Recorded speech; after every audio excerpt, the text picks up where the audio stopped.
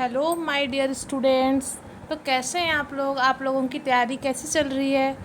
History में आप लोग नोट्स बनाते जा रहे हैं ना? तो चलिए आज अपने हम टॉपिक को आगे लेकर चलेंगे। आप क्या कर रहे हैं? आपकी पढ़ाई लिखाई कैसी चल रही है? आप हमें बताते रहिए। किसी प्रकार का कोई प्रॉब्लम हो तो वो भी बताइए, आपका हम सॉल्व करने की कोशिश करेंगे। और एक और इम्पॉर्टेंट बात जो हम क्लास स्टार्ट करने से पहले आपसे शेयर करेंगे, एक ये कि लखनऊ यूनिवर्सिटी ने ये क्लियरिफाई कर दिया है कि यूपी बीएड का एग्ज़ाम 29 जुलाई को लिया जाएगा। यूपी बीएड का एग्ज़ाम एक बार फिर से सुन लीजिए कि लखनऊ यूनिवर्सिटी ने ये क्लियरिफाई किया है कि यूपी बीएड का एग्ज़ाम 29 जुलाई को लिया जाएगा। So be aware and be prepare अपने लेटेस्ट एग्ज़ाम के लिए, आने वाले एग्ज़ाम के लिए। और आप लोगों को बहुत सारा आप लोगों को आशीर्वाद, शुभ प्यार, और आप लोग एग्ज़ाम में अच्छा करें। मैक्सिमम बच्चे आप लोग सेलेक्ट हो जाएं जो यूपी बीएड के लिए पढ़ रहे हो हमारा हिस्ट्री क्लास। तो चलिए बच्चों, मैं दीपशिखा द्विवेदी आज आपकी क्लास को लेकर आगे चलती हूँ। नेक्स्ट क्लास में आपने क्या पढ़ा था कि मोहम्मद बिन तुगलक का जो पिता होता है गयासुद्दीन तुगलक जो होता है वो तुगलक डायनेस्टी का नींव रखता है। खुसरो खां को मारकर, जिसका नाम गाजी मलिक होता है। ठीक है, पुराने वाले को एक बार रिवाइज करते चलेंगे, उसके बाद नया वाला फ्रेश टॉपिक पढ़ेंगे। ठीक है, तो उसको मार के गाजी मलिक और ये इसको दिल्ली के जो तुर्क अमीर रहते हैं वो सब गयासुद्दीन तुगलक की उपाधि देकर गद्दी पर आसीन कर देते हैं। तो उसी गयासुद्दीन तुगलक के बेटा रहता है जूना खां। ये जो जूना खां रहता है ये किस नाम से बैठता है? तो मोहम्मद बिन तुगलक के नाम से दिल्ली के सल्तनत पर, दिल्ली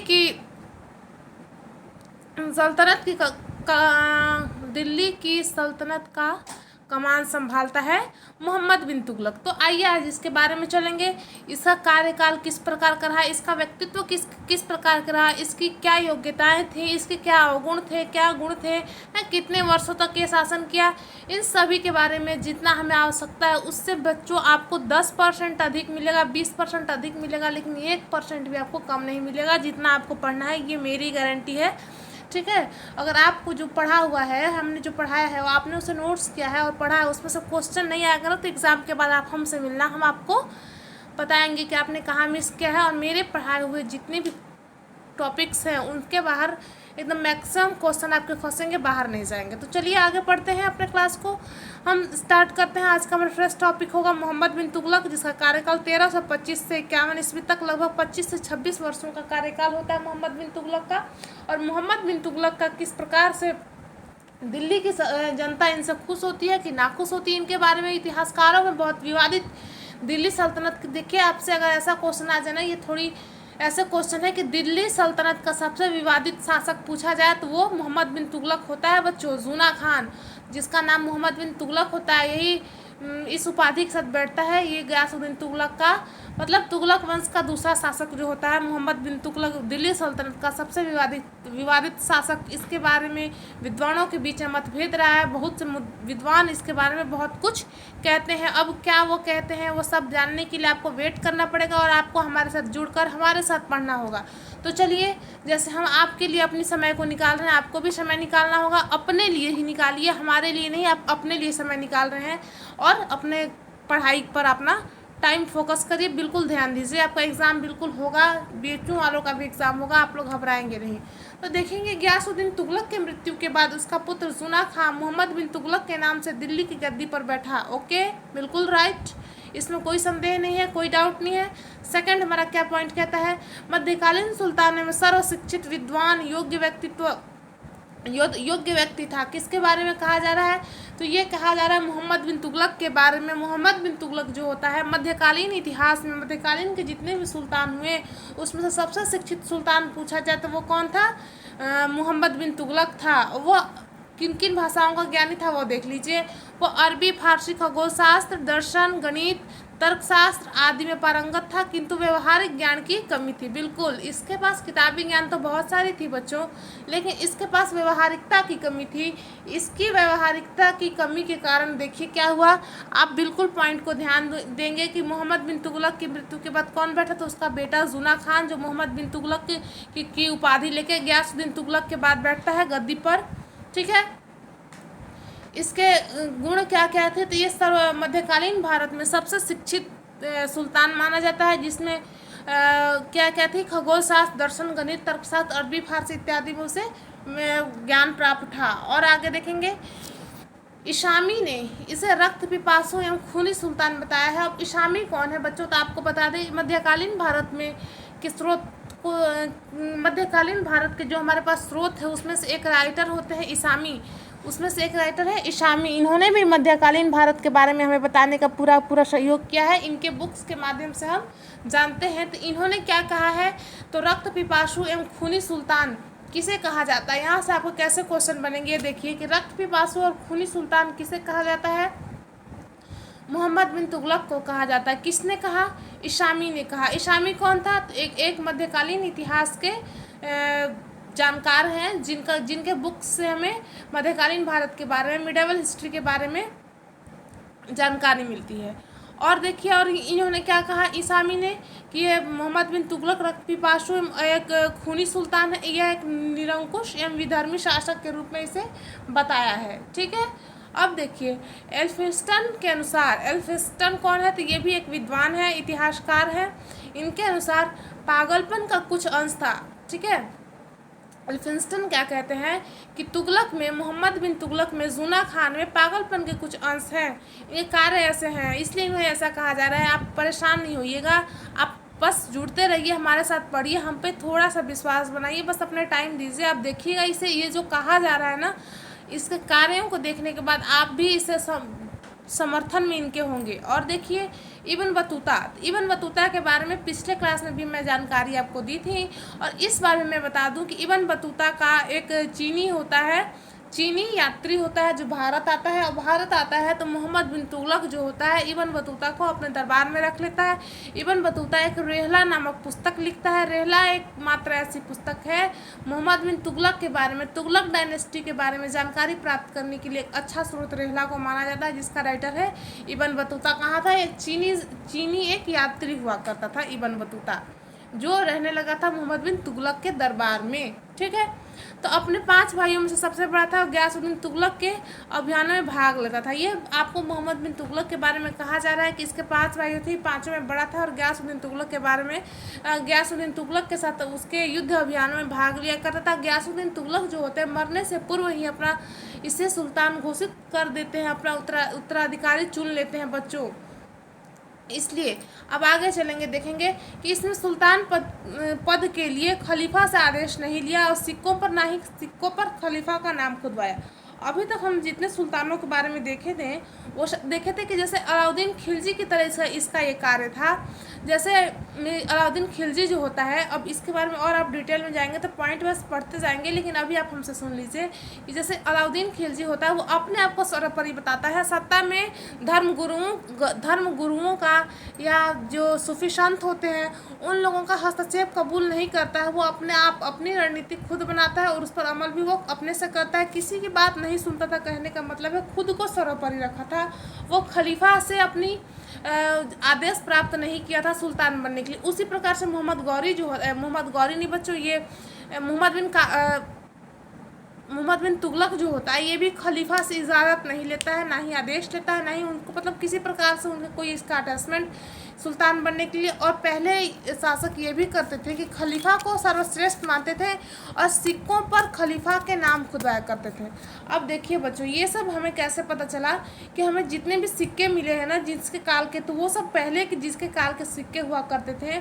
जो शासक खलीफा के आदेश के अनुसार, खलीफा के इच्छा से जो पद ग्रहण करते थे, सुल्तान बनते थे, या सुल्तान बनने के बाद खलीफा को पत्र लिखते थे कि हमें सुल्तान की पदवी दे दो, तो वो उसके सम्मान में, बगदाद के खलीफा के सम्मान में सिक्कों के पीछे उनका नाम खुदवाया करते थे, या उनकी कोई चिन्हित आकृति ऐसी होती थी उन्हें खुदवाया करते थे, सम्मान में ऐसा किया जाता था। लेकिन तुगलक ने ऐसा कुछ नहीं किया, ना ही सिक्कों के पीछे नाम खुदवाया, ना ही कोई चिन्ह खुदवाई, ना ही उनसे आदेश लिया। ठीक है, तो इसी प्रकार से जैसे अलाउद्दीन खिलजी ने किया था, अलाउद्दीन खिलजी ने भी ऐसा ही किया था, आप पढ़े होंगे हमसे। और देखिए बलबन के भांति खुद को ईश्वर का छाया प्रतिबिंब बनाता है। आप क्लास जैसे अटेंड किए होंगे तो आपको मैं पढ़ाई होंगी कि बलबन जो था अपनी उपाधि क्या लेता है, खुदा का छाया, खुदा का छाया या ईश्वर की छाया या ईश्वर का प्रतिबिंब खुद को मानता था, गरीबों का मसीहा मानता था, ईश्वर की भूमि का रखवाला मानता था। इस प्रकार की उपाधि लोग पहले लिया करते थे, वो खुद लिया करते थे। कुछ एक को उपाधि राजा के द्वारा, यानी कि पहले जो राजा हुआ करते थे उनसे प्राप्त हुआ करता था, और कुछ जो थे सुल्तान लोग वो उपाधियाँ खुद लिया करते थे अपने आप को, जब वो राजा बनते थे तब। अब देखिएगा, अलाउद्दीन खिलजी के ही भांति सत्ता में संत वर्ग या उलेमा वर्गों का सत्ता में हस्तक्षेप स्वीकार नहीं किया। तो संत वर्ग और उलेमा वर्ग से मेरा क्या मतलब है कि मुस्लिम धर्मगुरुओं को उलेमा कहा जाता है। तो ये उलेमाओं का सत्ता में हस्तक्षेप स्वीकार नहीं करता था, जिस प्रकार से अलाउद्दीन खिलजी, बिल्कुल अलाउद्दीन खिलजी भी ऐसा ही करता था। इसके शासन में अलाउद्दीन खिलजी खुद को, जैसे मैंने ये बोला कि खुद को सर्वोपरि मानता था, तो आपको ये समझना चाहिए कि खुद को सर्वोपरि मानना मतलब किसी को उसके बीच में किसी का भी हस्तक्षेप, जैसे अभी इंडिया की स्थिति क्या है, भले कोई राष्ट्रपति हो, प्रधानमंत्री हो, लेकिन वो अपनी इच्छा से कुछ कार्य नहीं कर सकते हैं, अपनी इच्छा से कुछ वो नहीं कर सकते हैं। सर्वोपरि यहाँ जनता है, डेमोक्रेसी जहाँ है वहाँ जनता ही सर्वोपरि होता है। लेकिन पहले क्या होता, जो राजा हुआ करते थे ये सब खुद को ही राजा यानी कि खुद को भगवान समझते थे, और अपने जो लोग हुआ करते थे उनको ऐसे बताना चाहते थे कि वो भगवान है, वो किसी का हस्तक्षेप स्वीकार नहीं करते थे। कुछ तो राजा ऐसे हुए कि जो मुस्लिम धर्मगुरुओं को मानते थे, क्योंकि मुस्लिमों का शासन चल रहा था ना उस समय, तो अपने उनके जो शासन, उनके जो ये में क्या उसको कह सकते हैं, जो राजाओं का पूरा ग्रुप हुआ करता था जिसमें कई मंत्री होते थे, तो अपने मंत्रियों को या फिर अपने उसमें गुरुओं को संरक्षण देते थे। कुछ अपने दरबार में विद्वान कवि को रखा करते थे, कुछ इतिहासकार को संरक्षण प्राप्त करते थे, कुछ सूफी संतों को संरक्षण देते थे, और उनकी बातों को सुनते थे, समझते थे। जिस प्रकार से देखिएगा कुतुबुद्दीन ऐबक जो होता है, कुतुबुद्दीन बख्तियार काकी के को अपने उन्हें संरक्षण देता है, और उन्हीं की याद में कुतुब मीनार बनवाता है। इसी प्रकार से उसके बाद भी जैसे बलबन जो था, बलबन भी अपने सत्ता में उलेमाओं को बहुत महत्व देता था, ठीक है। इसके बाद भी बाकी जो अकबर, बीरबल ये सब हुए, वे सब भी अपने ये सत्ता में उलेमाओं वर्ग का हस्तक्षेप स्वीकार करते थे। लेकिन मोहम्मद बिन तुगलक जो होता है ये उलेमा वर्ग का आधिपत्य को समाप्त कर देता है। पहले से जो मुस्लिम धर्मगुरु राज्य दरबार में हुआ करते थे और वही न्याय करते थे, वो जो कहते थे, अर्थात मेरा कहने का क्या मतलब है कि शरीयत के खिलाफ चलते थे, शरीयत के साथ चलते थे, शरीयत के खिलाफ नहीं, शरीयत के साथ चलते थे। मुस्लिम धर्मगुरु का न्याय करने का मतलब है कि उनका शरीयत, इस्लामिक शरीयत जो कहता था उन्हीं के अनुसार वो न्याय करते थे। राजा का उसमें कुछ मर्जी इच्छा नहीं होती थी, मुस्लिम धर्मगुरुओं का आधिपत्य था न्याय करने में। तो ये सब ये न्याय विभाग पर उलमाओं का आधिपत्य को समाप्त कर दिया। ये देखिए आपको ये लाइन दिख रहा होगा, इसे एकदम नोट कर लीजिएगा।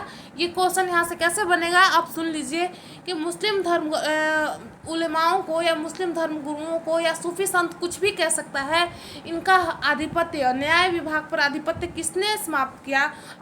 इसने मोहम्मद बिन तुगलक ने समाप्त किया। इसे बार बार मैं रिपीट कर रही हूँ इस चीज़ को, आप इस पर ध्यान देंगे, कॉपी में नोट भी करते जाएंगे बच्चों। इससे नेक्स्ट और आगे देखेंगे और इसके बारे में जानकारी, बहुत सारी चीज़ें इसके बारे में पढ़नी है, क्योंकि इसका कार्यकाल 25-30 वर्षों का लंबा रहा ना, तो 25-30 साल जो शासन करेगा उसने तो कुछ और कार्य किए होंगे। और इसे क्यों रक्त पिपासु कहा गया ये भी आपको जानना है। तो इसको जानने के लिए हमको आगे चलना पड़ता है। अब हम थोड़ा सा एक और आपको बात यहाँ पर कर दें बच्चों, आप लोग जब पढ़ाई करते होंगे ना तो फुल स्ट्रेटजी के साथ, फुल मोटिवेशन के साथ पढ़िए। और आपको मोटिवेट करने के लिए आज मैं 2 लाइन आपको सुनाऊंगी। अब वो अभी सुनाऊं नहीं, क्लास एंड होने के बाद ही सुनाऊंगी। क्लास एंड हो जाने दीजिए, इसको पूरा पढ़ लेते हैं, उसके बाद मूड फ्रेश करके अपना क्लास को वाइंड अप करेंगे 2 अच्छी सी लाइन सुनकर, ठीक है। अब आगे चलेंगे। नेक्स्ट क्या करता है, न्याय विभाग में उलेमाओं का आधिपत्य को समाप्त करता है। और क्या करता है, सल्तनत काल का प्रथम शासक जिसने योग्यता के आधार पर पद देना आरंभ किया। अच्छा, ये भी इसका बहुत बड़ा कार्य था कि योग्यता के आधार पर पद देना। पहले के जितने भी सुल्तान हुए हैं वो योग्यता के आधार पे नहीं, अपने रिश्तेदारों को रखा करते थे। मंत्री के पद पे हो गया, या कुछ ऐसे सूबेदारी का पद हो गया, गवर्नर का पद हो गया, ये सब जो पद पहले के हुआ करते थे, इसमें वो अपने रिश्तेदारों को रखा करते थे। योग्यता उनकी कुछ भी हो चाहे, लेकिन वो जो शाही रिश्तेदार हुआ करता था उनका जो जनता के सामने उनका इज्जत हुआ करता था, और बाकी लोगों को उतना वैल्यू नहीं दी जाती थी। उतना क्या, उन्हें वैल्यू नहीं दी जाती थी। जो सुल्तान के संबंधी हुआ करते थे उन्हें ही अधिकारी पद पर नियुक्त किया जाता था, उन्हें ही सेनापति बनाया जाता था, उन्हें ही वजीर बनाया जाता था। पहले के यही सब तो पद होते थे। पहले ये संसद, मंत्री, मुख्यमंत्री ये सब कहाँ हुआ करते। पहले क्या होते थे, पहले होता था वजीर, जिसे प्रधानमंत्री आज के हो गए उस तरह से वजीर हुआ करते थे। पहले न्याय विभाग में दीवाने अर्ज हुआ करता था, दीवाने खास हुआ करता था, सहनाए मंडी हुआ करता था। अब देखिए सहनाई मंडी से मुझे एक और बात याद आया कि सहनाए मंडी विभाग का गठन, सहनाए मंडी एक जो पद है इसका गठन किसने किया, किसने सृजन किया इस पद को। आपका क्या आंसर होगा, आप जल्दी सोचकर बताइए, क्योंकि 2 दिन पहले ही मैंने आपको बताया है। तो ये बच्चों बता रहे हैं आपको पता नहीं याद है कि आप भूल गए हैं। अगर भूल गए हैं तो सुन लीजिए। तो सहनाए मंडी जो होता है कुतुबुद्दीन ऐबक द्वारा सृजित एक पद है जो अधिकारी वर्ग का हुआ करता था, और जो बाजार नियंत्रण प्रणाली उसने लागू किया था ना, उसी में इस पद का प्रयोग किया। और इसमें इसका क्या कार्य हुआ करता था, तो बाजार में जो फिक्स कीमतें की गई थी नियंत्रण करने के लिए, जो सभी वस्तुओं की कीमत को निश्चित की गई थी, कीमत को बांधा गया था, उसी पर लिया लेन देन हो रहा है कि नहीं, कोई ज़्यादा पर तो नहीं सामान खरीद बेच कर रहा है। इसी को देखने के लिए सहनाए मंडी पद का सृजन किया जाता है। तो इसी प्रकार से देखिए ये क्या करता है कि ये योग्यता के आधार पर लोगों को लेना इकट्ठा करता है। वो रिश्तेदारियों के आधार पर छोड़कर योग्यता के आधार पर पदों पर अधिकारियों का सृजन करने वाला पहला शासक मोहम्मद बिन तुगलक होता है बच्चों। मोहम्मद बिन तुगलक होता है। इसने हिंदुओं को भी उच्च पद पर नियुक्त किया। अच्छा, पहले के जो इतने जो कट्टर हुआ करते थे शासक, कट्टर इस्लामिक हुआ करते थे, वो सब हिंदुओं को उच्च पद पर नियुक्त नहीं करते थे। वो अपने संबंधियों को या अपने ही जात के लोगों को रखा करते थे। हिंदुओं को उच्च पद प्राप्त नहीं होता था, लेकिन इसने ऐसा नहीं किया। इसने योग्यता के आधार पर देना आरंभ किया। हिंदुओं के पर्व, अच्छा एक और बड़ी सी बात एकदम नोट करने वाली ये चीज़ है कि हिंदुओं के पर्व को किस वंश के शासक ने सर्वप्रथम हिंदुओं के पर्व को मनाना आरंभ किया। तो तुगलक वंश का राजा मोहम्मद बिन तुगलक था, जो हिंदुओं के एक महान पर्व होली में भाग लेता था। ठीक है, और क्या किया कि साधुओं एवं योगियों को रहने के लिए धर्मशाला का निर्माण करवाया। देखिए ये सब पॉइंट नोट करते जाइएगा। क्वेश्चन हमेशा आपसे यही नहीं पूछेगा कि अलाई दरवाज़ा का निर्माण किसने करवाया। ठीक है, चित्रकला किसके शासनकाल में चरमोत्कर्ष पर थी। लाल किला का निर्माण किसने करवाया, किसके शासनकाल में लाल किला का निर्माण कब हुआ, पानीपत की प्रथम युद्ध कब हुई, द्वितीय युद्ध कब हुई, तराइन का प्रथम युद्ध कब हुआ, द्वितीय युद्ध कब हुआ। ये सब बहुत पुराने क्वेश्चन हो गए हैं। ये सब बहुत पुराने क्वेश्चन हो गए हैं। आपको अब नए क्वेश्चन नए तरह से सोचना होगा। तो सोचने के लिए नए तरह से आपको क्या करना होगा, कुछ अलग से हिस्ट्री थोड़ी कोई पढ़ाएगा। यही हिस्ट्री है, यही पढ़ाया जाएगा। तरीका अलग अलग होगा, एप्टीट्यूड पढ़ाने का अलग अलग होगा, सबका अलग अलग तरीका होगा हिस्ट्री पढ़ाने का। तो देख लीजिए पढ़ाने का तरीका अलग होगा, लेकिन इस तरह से जो मैं पॉइंट लिखते जा रही हूँ और ये आपको मैं बताते जा रही हूँ, तो इससे आप बिल्कुल नोट करते जाइएगा, स्टार बना बना के लिखते जाइएगा कि सर्वप्रथम सुल्तान जिसने योग्यता के आधार पर पदों का सृजन किया, हिंदुओं को उच्च पद पर नियुक्त करने वाला सुल्तान मोहम्मद बिन तुगलक, हिंदुओं के पर्व होली में हिस्सा लेने वाला सुल्तान मोहम्मद बिन तुगलक, संतों एवं योगियों को धर्मशाला के लिए धर्मशाला का निर्माण कराने वाला मोहम्मद बिन तुगलक। ठीक है, और न्याय विभाग में मुस्लिम धर्मगुरुओं और उलेमाओं का आधिपत्य समाप्त करने वाला शासक मोहम्मद बिन तुगलक। मध्यकालीन इतिहास में सर्वाधिक पढ़ा लिखा सुल्तान मोहम्मद बिन तुगलक। ठीक है, अब इसके बारे में बहुत सी बातें जानने को मिलेंगी। यहाँ से बहुत क्वेश्चन भी पूछे जाते हैं, क्योंकि ये थोड़ा इंटरेस्टिंग टॉपिक हो जाता है और इसका कार्यकाल भी थोड़ा लंबा समय तक चलता है। और देखिए ये क्या करता है, ये थोड़ा उदार व्यक्तित्व का होता है। इन सब कार्यों से आप क्या कह सकते हैं कि ये थोड़ा उदार व्यक्तित्व का इंसान होगा। वो जैन संतों एवं मंदिरों को अनुदान दिया, मोहम्मद बिन तुगलक हिंदू संतों, जैन संतों, विद्वानों आदि से वाद विवाद करता था तथा उनका सम्मान करता था। अब देखिए बच्चे, ज्ञानी इंसान का यही फितरत होता है कि दूसरे ज्ञानी का वो आदर करे। एक ज्ञानी का क्या लक्षण होना चाहिए? एक ज्ञानी तभी वो ज्ञानी कहलाएगा जब वो दूसरे ज्ञानी का भी उसी प्रकार से सम्मान करे जैसा उसे सम्मान प्राप्त किया, उसे सम्मान दिया जाता है। तो एक ज्ञानी ही दूसरे ज्ञानी से सम्मान देना एक ज्ञानी की मतलब समझिए उसका नेचर होना चाहिए ऐसा। तो देखिए एक पढ़ा लिखा इंसान का इसका क्या नेचर होता था? ये वाद विवाद बहुत करता था हिंदू धर्मगुरुओं से, हिंदू संतों से, जैन संतों से, मंदिरों को अनुदान दिया करता था और उनका सम्मान भी बहुत करता था। अपने राज दरबार में बुलाता था, उन्हें बहुत सारे गिफ्ट दिया करता था मोहम्मद बिन तुगलक। और देखिए सूफीवाद में विश्वास नहीं करता था परंतु सूफी संतों का आदर करता था।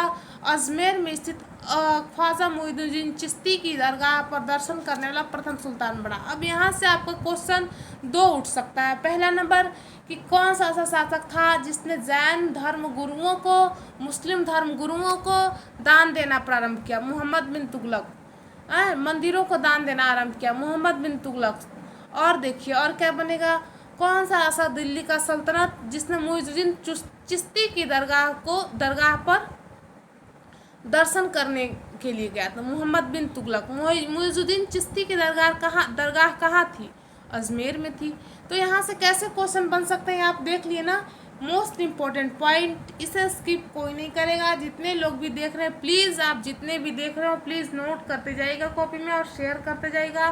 देखते तो हो नहीं आप लोग, फिर भी मैं पढ़ाती हूँ। देखते तो आप लोग हो नहीं, फिर भी मैं पढ़ाती हूँ। लेकिन कुछ एक बच्चे जो हैं मेहनती हैं, जो पढ़ नहीं सकते हैं बाहर जाके, उनके लिए ऐसा करते हैं भाई, आपके जिसके पास सोर्सेस हैं पढ़ने के लिए वो भटकते रहिए इधर उधर। भटकते रहिए। भटकना बंद जब ही होगा जब आपको ठोकर लगेगा, पता चलेगा कि क्या उतना किताब पढ़ने से कुछ होने वाला नहीं है। क्योंकि किताब में दिया था फुल डिटेल के साथ, नहीं तो आपको एकदम शॉर्ट में ही मिलेगा जहाँ से आपका काम बनने वाला नहीं है। आपको चाहिए बेहतर कंटेंट और वो मिलेगा आपको अश्वनी जीएस क्लासेस में। बच्चों आप हमारे साथ जुड़े रहिए, आपको परीक्षा के पॉइंट ऑफ व्यू से चीज़ें पढ़ाने का पूरा प्रयास किया जाएगा। अब देखिए सूफीवाद में विश्वास नहीं था परंतु सूफी संतों का आदर किया। बिल्कुल मोइनुद्दीन चिश्ती का दरगाह पर जाने वाला प्रथम सुल्तान था। ये शेख अलाउद्दीन का शिष्य था। अब देखिएगा ये किसका शिष्य था? शेख अलाउद्दीन का शिष्य था। शेख का मकबरा बनवाने का श्रेय मोहम्मद को जाता है। इसके अलावा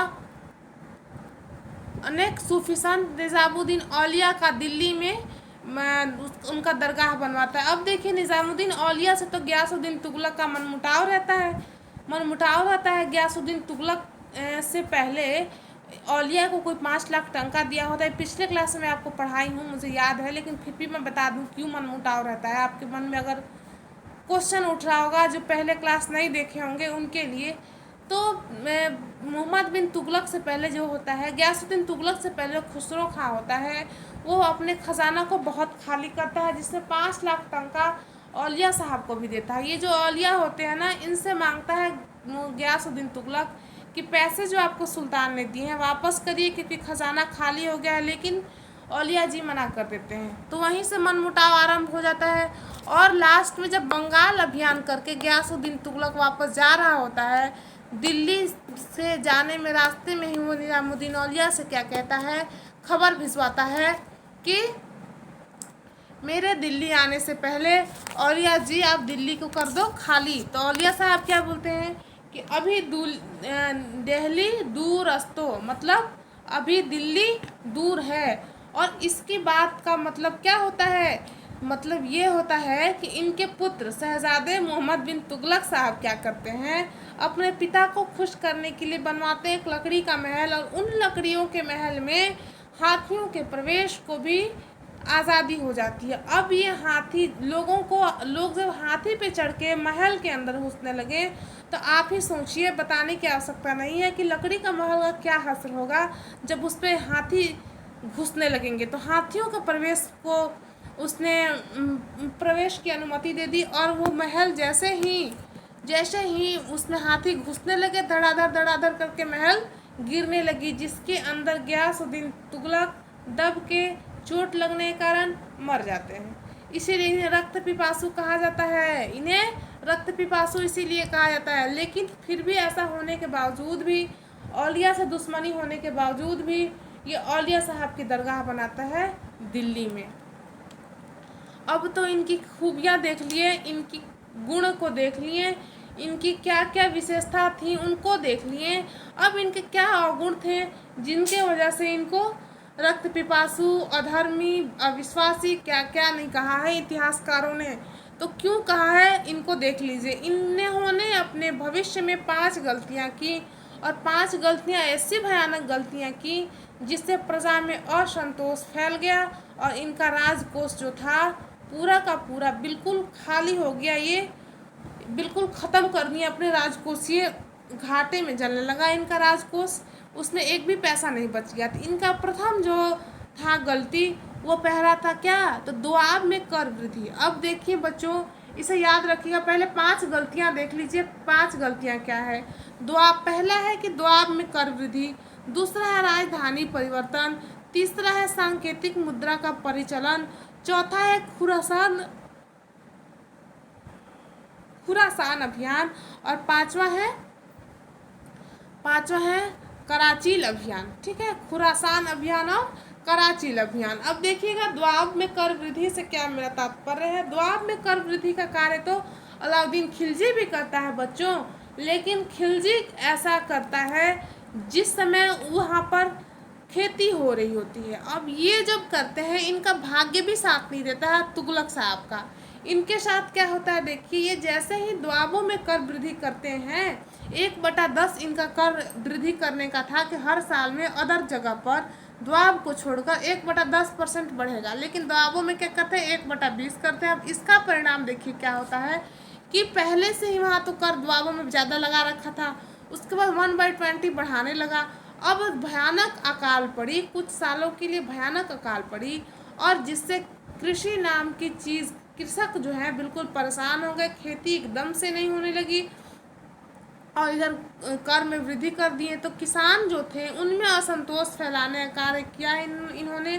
द्वाब में कर वृद्धि करके उनमें असंतोष की भावना उठ गई, उनमें असंतोष की भावना पैदा हो गई सुल्तान के खिलाफ, और वो बिल्कुल निराश हो चुके थे अपने राजा से। ये प्रथम गलती थी मोहम्मद बिन तुगलक की। दूसरी गलती क्या थी, राजधानी परिवर्तन। अब देखिए, देवगिरी से दौलताबाद, ये दिल्ली से देवगिरी यानी कि दौलताबाद, पहले जो अभी का दौलताबाद है उसे पहले देवगिरी के नाम से जाना जाते थे, जहाँ का राजा था रामचंद्र देव।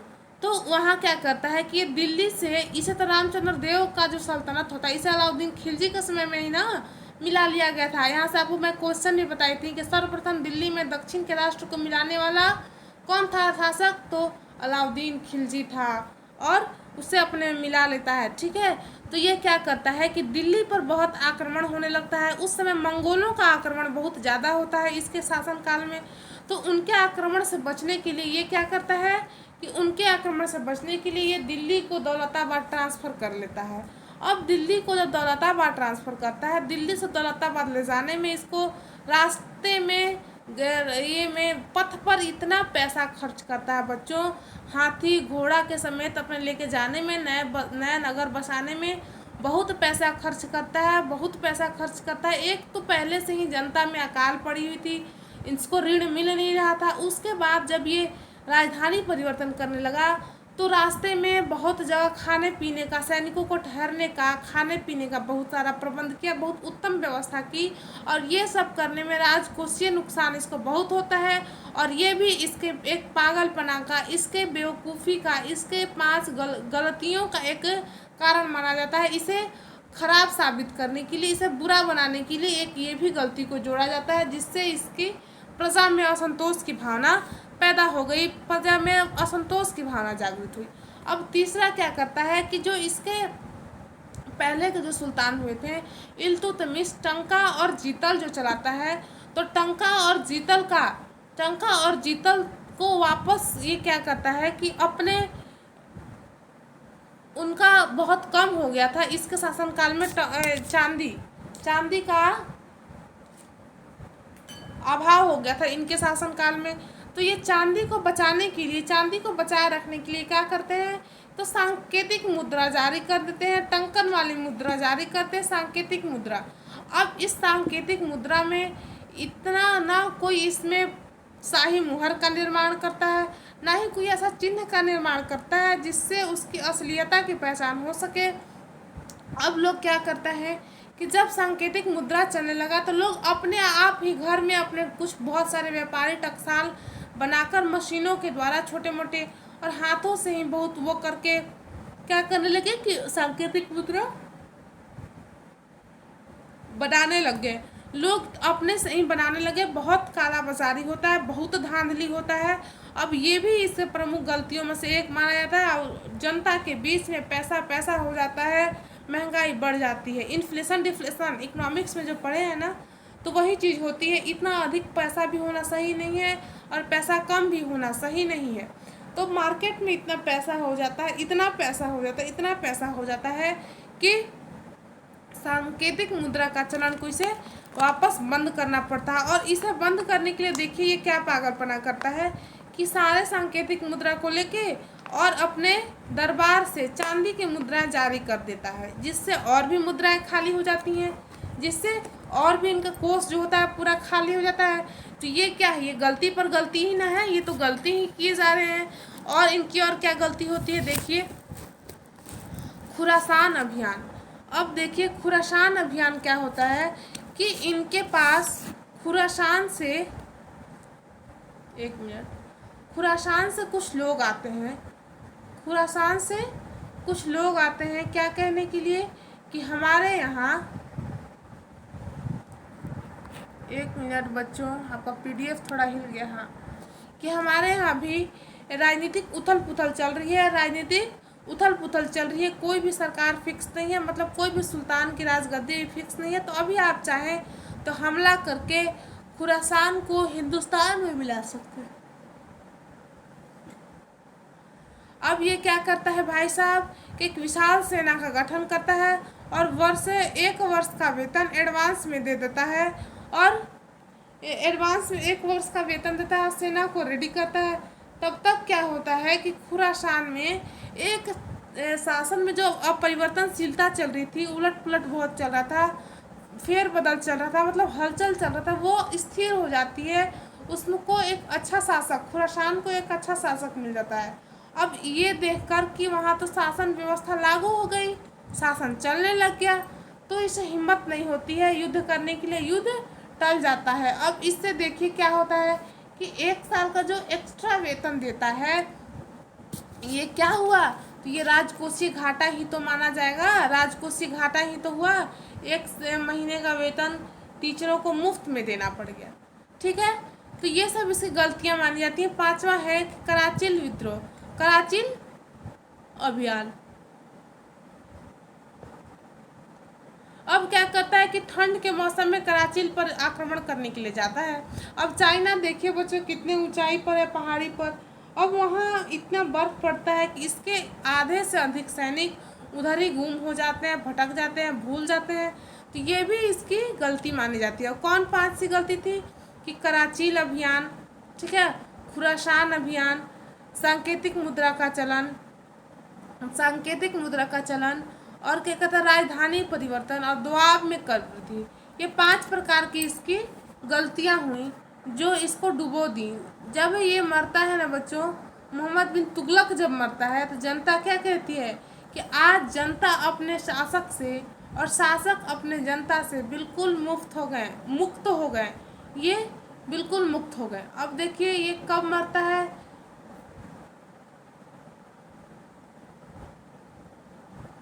ठट्टा अभियान के दौरान 1351 ईस्वी में इसकी मृत्यु हो जाती है। ठट्टा अभियान के दौरान 1351 ईस्वी में इसकी मृत्यु हो जाती है। इसके बाद कौन बैठता है गद्दी पर, तो इसके बाद एक और सुल्तान आता है, उसके बारे में हम नेक्स्ट क्लास में पढ़ेंगे।